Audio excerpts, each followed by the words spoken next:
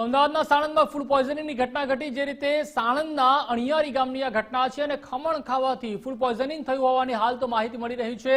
બાવળા અને સાણંદની સ્થાનિક હોસ્પિટલમાં દર્દીઓને દાખલ કરાયા છે। અચાનક ફૂડ પોઈઝનિંગની ઘટનાથી તંત્ર પણ દોડતું થયું છે।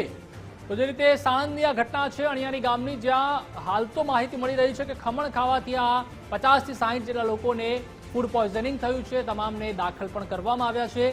તેઓની પ્રાથમિક સારવાર છે તે પણ ચાલી રહી છે અને બાવળા અને સાણંદની અલગ અલગ જે હોસ્પિટલ છે તેમાં તેઓને એડમિટ કરવામાં આવ્યા છે।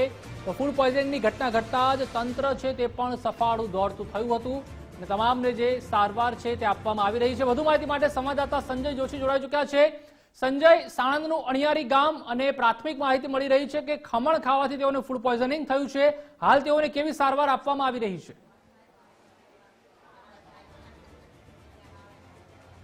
બિલકુલ થી આ અણિયારી ગામની ઘટના છે અને ખમણ ખાવાથી ફૂડ પોઈઝનિંગ મોટે પાયે લગભગ 51 લોકોને થયા હોવાની ઘટના સામે આવી છે। એટલે ખૂબ મોટી ઘટના છે। હાલ સાણંદના જે સરકારી હોસ્પિટલ છે ત્યાં જે છે તમામને ખસેડવામાં આવ્યા છે। બિલકુલ જોઈ શકાય છે કે નાના નાના બાળકો છે જેમને હાલ સારવાર આપવામાં આવી રહી છે અને સાણંદની અન્ય જે ખાનગી હોસ્પિટલો છે ત્યાં પણ જે છે લોકોને લાવવામાં આવ્યા છે। એટલે કે આ ખમણ ખાધા બાદ આ પરિસ્થિતિ સર્જાઈ હોવાનું સામે આવ્યું છે। સાણંદની સરકારી હોસ્પિટલમાં તમામને જે છે હાલ સારવાર આપવામાં આવી રહી છે। બિલકુલ જોઈ શકાય છે કે નાના નાના બાળકો છે અને મોટા પણ છે। એટલે કુલ ખાસ કરીને અહીં જે 16 લોકોને લાવવામાં આવ્યા છે અને સમગ્ર જે સરકારી હોસ્પિટલ છે ત્યાં તેમની હાલ સારવાર ચાલી રહી છે।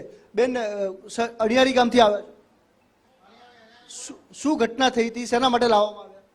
ખમણ ખાધું હતું। ખમણ ખાધું હતું, પછી શું થયું?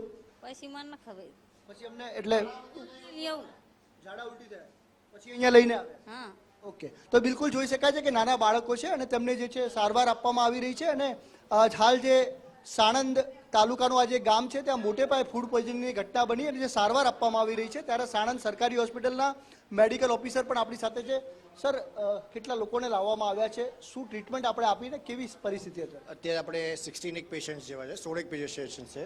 એમાં થોડાક 10 જેવા પીડિયાટિક પેશન્ટ્સ છે અને થોડાક ડિહાઇડ્રેટેડ છે એટલે આપણે એમને આઈવી ફ્લુઇડ ને રીતે આપ્યું છે। એમ છે બીજી મેડિસિન્સ આપી છે ઉલટીનું ને નહીં, એટલે આમ સ્ટેબલ છે, ઓલમોસ્ટ બધા કમ્ફર્ટેબલ છે બધા પેશન્ટ્સ। ફરિયાદ સાથે આવ્યા હતા, શું કારણ સામે આવ્યું?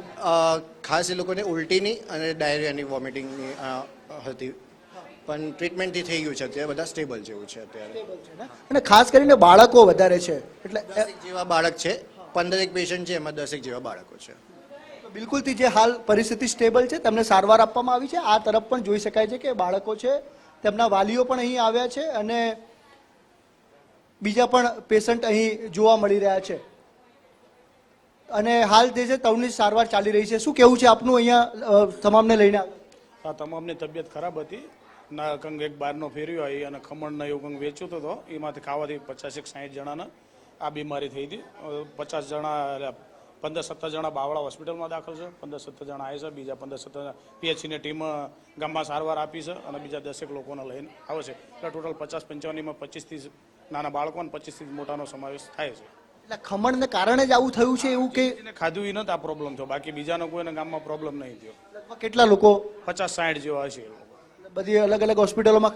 અલગ અલગ હોસ્પિટલ। ફેરીઓ કેટલા ટાઈમથી અહીંયા આવતો? એ તો વારંવાર આમાં શું ગામમાં તો એવા લોકો ઘણા આવતા હોય ફેરિયા, ના ખમણ વાળો ભાઈ બીજા ત્રીજા 5મા દિવસે એવી રાઉન્ડ મારતો હતો, પણ આજે ગમે તે પ્રોબ્લેમ બન્યો હોય એનામાં અને આ વસ્તુ બન્યો છે।